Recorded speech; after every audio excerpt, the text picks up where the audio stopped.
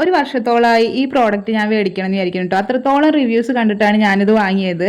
വേറെ ഒന്നല്ല, Pond's natural glow face powder ആണ്.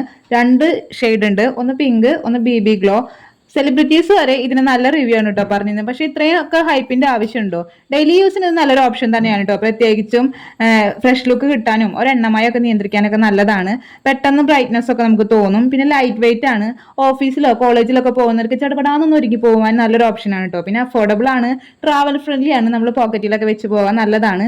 എനിക്കൊരു മോശമായിട്ട് തോന്നിയത് എന്താണെന്നറിയോ, കറുത്ത പാടുകളോ പുള്ളികളൊക്കെ ഉണ്ടെങ്കിൽ അത് അത്രയും കവർ ചെയ്ത് പോവില്ല, ലോ കവറേജ് ആണ്. പിന്നെ ഡാർക്ക് സ്കിൻ ടോൺ ഉള്ളവർക്ക് വൈറ്റ് കാസ്റ്റ് പോലെ വരാൻ സാധ്യതയുണ്ട്.